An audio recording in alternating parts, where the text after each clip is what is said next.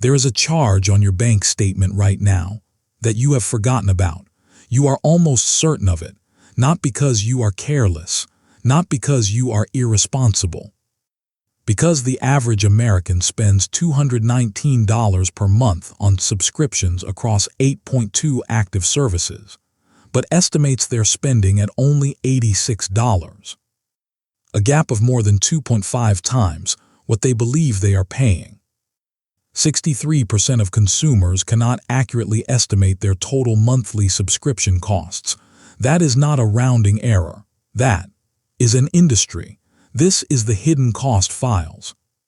File 3, the subscription trap. In 2026, James and Daniel were both 30 years old, same city, same income, $78,000 a year. Both used streaming services, both used cloud storage. Both had a gym app, a music platform, a news outlet, a password manager. Both had signed up for a free trial at some point that converted to a paid subscription so quietly. They never noticed the transition. The difference was not what they subscribed to. The difference was whether they knew what they were paying. James had never audited his subscriptions. Not once. He paid his credit card bills in full each month, which he considered responsible and which he was, but he had never scrolled through the recurring charges and added them up. He had a rough sense of what he spent. He thought it was around $80 a month. Daniel did something different. In January of the previous year, he spent 45 minutes with his bank statement and a notepad. He wrote down every recurring charge, every subscription, every auto-renewal, every free trial that had quietly become a monthly obligation. The total surprised him. He found he was paying for a fitness app he had not opened in 7 months, a meal kit service he had paused but never canceled, a software subscription for a project that had ended, a news outlet he could not remember subscribing to, and several streaming services, each one individually reasonable, collectively significant. James's total he genuinely did not know. Daniel's total he now did, and he acted on what he found. 30 years later, that 45-minute audit was worth more than $300,000. Before we open the numbers, the mechanism, because the subscription economy was not built accidentally, it was built to be financially invisible by design. The average American household now manages 11.2 active subscriptions. Monthly subscription spending hit $219 per household, a 34% increase since 2023. The global subscription economy is projected to hit $859 billion in 2026, growing at a rate that outpaces the S&P 500 by more than double. That growth was not accidental. It was the result of a specific economic insight. Small recurring charges are psychologically almost invisible compared to equivalent one-time purchases. Consider the difference in how these two transactions feel. You are asked to pay $120 for a year of access to a software tool, or you are asked to pay $9.99 a month for the same tool. The second amount is identical over 12 months, actually slightly more at $119.88, but it feels fundamentally different. The monthly version barely registers as a decision. It does not require you to feel the full weight of $120 leaving your account in a single moment. It simply disappears quietly, the same way 12 separate drops of water disappear, even when their sum would fill a glass. The subscription model did not become the dominant commercial format of the 2020s because it is better for consumers. It became dominant because it is better for businesses. Subscription businesses have a 70% higher customer lifetime value than transactional businesses. Annual subscribers are 2.4 times more profitable than monthly subscribers. These are not neutral statistics.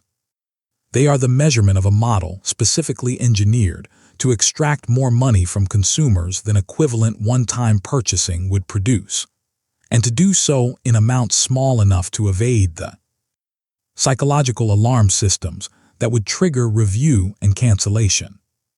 The subscription is not a convenience for you. It is a revenue certainty for them.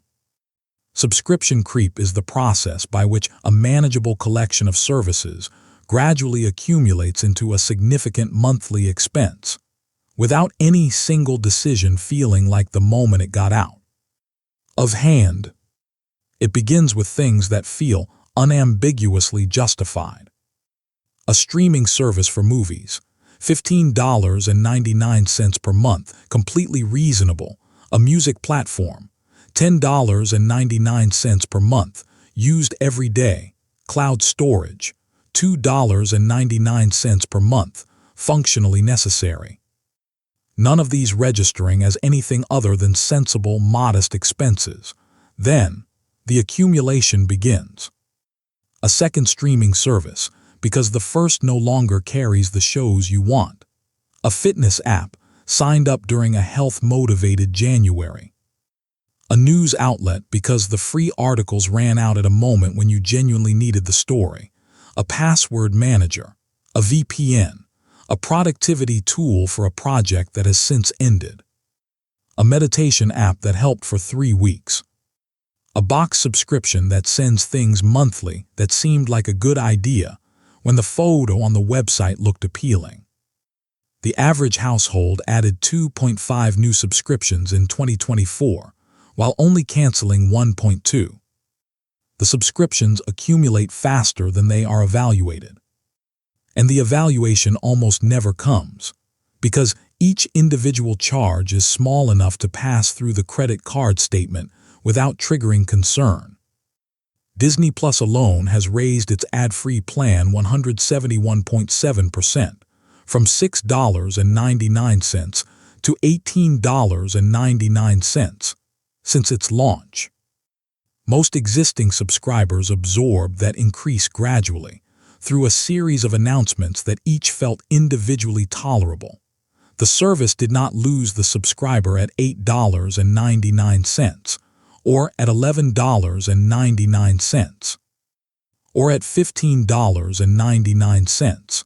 By the time the price reached $18.99, the subscriber had been through enough adjustments that cancellation required overcoming inertia, rather than making a fresh decision. That is price anchoring at the scale of a consumer's entire subscription portfolio. And it works. 74% of Americans underestimate their subscription spending by more than $100 per month. The average household wastes $384 per year on subscriptions they have forgotten they are paying for. $384 per year, not on services they use and value, on services they forgot existed. This is the section of the file that becomes uncomfortable, because the gap between what people believe they are paying and what they actually pay is not entirely the result of inattention. It is also the result of design. 42% of consumers report being charged for a free trial they forgot to cancel. The FTC receives over 70,000 complaints yearly about subscription traps and auto-renewal issues. The industry has a name for what happens when a free trial converts to a paid subscription without friction: negative option marketing. You signed up for the free trial, and by not canceling, you opted into paying. The psychology behind this is precise. The money from the trial period is gone, but psychological ownership keeps you paying. These aren't just tricks, they're scientifically designed systems that bypass rational decision-making. Even financially savvy people fall for them because they target automatic, not deliberate thinking. Beyond the free trial trap, the cancellation experience itself is a designed obstacle. When sign-up is one click, but cancellation requires phone calls, retention scripts, or hidden menus, fatigue becomes resentment. A 2025 academic study identified 44 distinct dark patterns used specifically in subscription cancellation flows, including buried settings, forced contact with retention teams, guilt messaging interfaces that ask, "Are you sure you want to leave all of this behind?" Ambiguous language distinguishing pause from cancel from deactivate, and confirmation screens deliberately designed to be unclear about whether cancellation actually succeeded. Of 1,189 subscription services analyzed in 2026, 143 were found to make cancellation deliberately difficult. 143 services not making cancellation hard through oversight, but through intention. The FTC attempted to address this with the click-to-cancel rule, requiring that cancellation be as easy as enrollment. The rule was vacated by the Eighth Circuit in July 2025. But the FTC restarted negative option rulemaking in March 2026 and continues enforcement actions against companies whose cancellation flows are deliberately hard to navigate. The regulatory battle itself tells you something important. The cancellation friction was significant enough that the federal government attempted to legislate against it. That is the scale of what has been built. Here is what the numbers look like for James and Daniel over the course of a year. James's estimated subscription spend, $86 per month, his own guess, made without reviewing his statements. James's actual subscription spend, $219 per month, the documented average, and consistent with what a statement audit reveals for most people in his demographic. The gap, $133 per month, $1,596 per year. On services he could not name if asked, on charges that slipped through the psychological filter because each one was individually small. Daniel's spend after the audit, $94 per month. He canceled 6 services. He kept the ones he used. He redirected the remainder. The annual gap between James and Daniel, $125 per month, $1,500 per year. That is the visible number. Now, extended, $125 per month, invested consistently, automatically, into a diversified index fund averaging 8% annual returns. Over 10 years, approximately $23,000. Over 20 years, approximately $74,000. Over 30 years, approximately $187,000, nearly $200,000, from services that were already being paid for but not being used. From charges that pass through a bank statement each month without being noticed. From the gap between what James believed he was paying and what he was actually paying, a gap that required 45 minutes of attention to close. But the calculation does not end with the subscription cost itself. The average household added 2.5 new subscriptions in 2024, while only canceling 1.2. Assume that net accumulation rate continues, one additional unused subscription per year, averaging $12 per month each. At that rate, James's subscription spend does not remain static. It grows. By decade 2, the monthly drain has expanded. The gap between him and Daniel, who audits annually and cancels what he does not use, widens further. The $187,000 figure is the conservative calculation. It assumes James's overspend stays constant. In practice, subscription creep compounds the way investments compound, except in reverse. The subscription trap is successful not because people are financially irresponsible. It is successful because it exploits specific and well-documented features of human cognition. The first is magnitude neglect. The human brain evaluates cost relative to context, not in absolute terms. A $12 charge on a statement filled with $1,400 in rent, $600 in groceries, and $400 in utilities does not feel significant. It is contextually tiny. The brain processes it as noise rather than signal. A $12 charge experienced in isolation, handed to you in cash, and asked to decide whether to hand it back, would receive far more deliberate evaluation. The second is the sunk cost bias. 72% of people say they have kept a subscription just in case they might use it later. The money already spent on past months of the subscription creates a psychological attachment to the service, even when it has not been used and is not expected to be. Canceling feels like acknowledging waste. Continuing feels like keeping an option open, so the charge renews and renews again. And the sunk cost grows larger, making cancellation feel increasingly like an admission of mistake rather than a sound financial decision. The third is cancellation friction amplification. The deliberate difficulty of canceling certain services interacts with a known psychological tendency to defer uncomfortable tasks. The cancellation process requires effort. That effort can always be deferred to later. Without a focused review block, low-value renewals persist by default, because cancellation is always one more task you will get to later. Later rarely arrives. 52% of consumers who cancel cite too many subscriptions as the primary reason. 41% say, forgot about it. 38% report poor value perception. These are not the reasons people give for canceling services they are aware of and evaluate regularly. They are the reasons people give when something has been running invisibly for months, before they finally noticed it. This is the part of the file where the trajectory changes, not through deprivation, through awareness. Daniel's 45-minute audit followed a specific sequence. He opened 3 months of bank statements and credit card statements simultaneously. He identified every recurring charge, not just the ones he could remember, but every single transaction that appeared more than once. He wrote each one down with the amount and the frequency. He then asked 3 questions about each service. Did I use this in the last 30 days? Would I sign up for this today at this price if I encountered it fresh?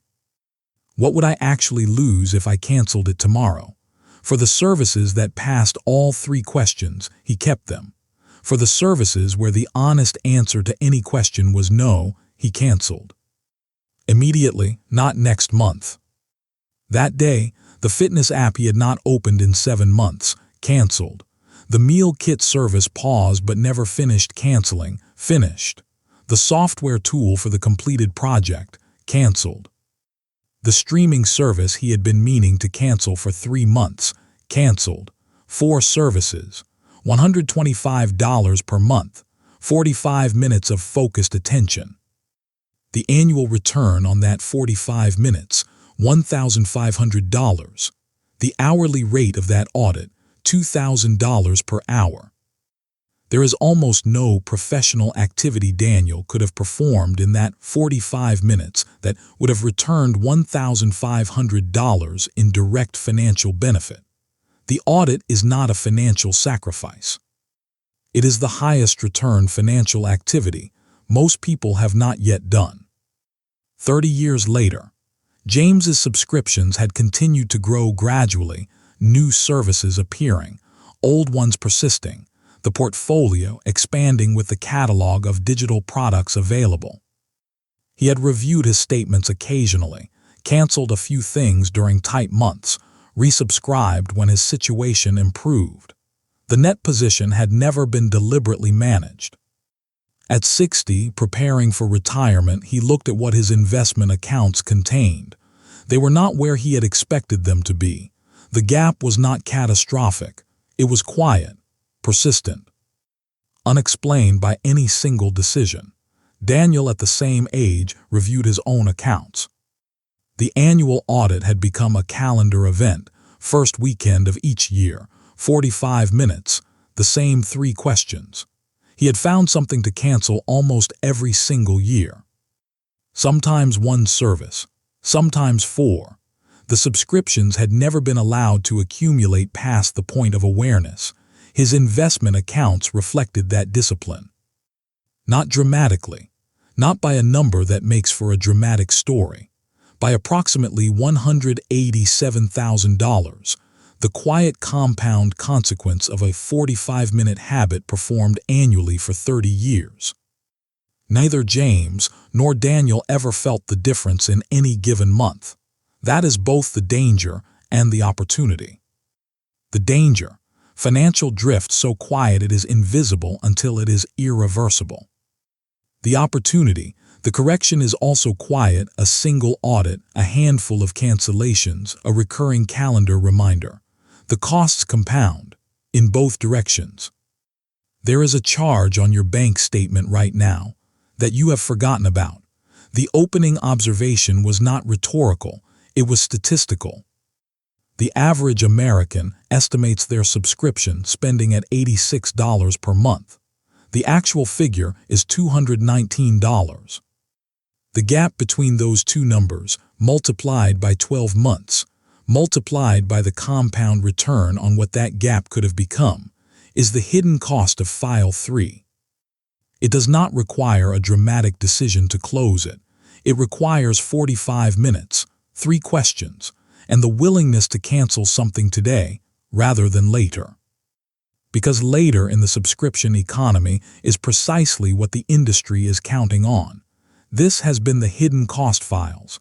Some costs are visible, others take years to reveal themselves. Subscribe to uncover the next file.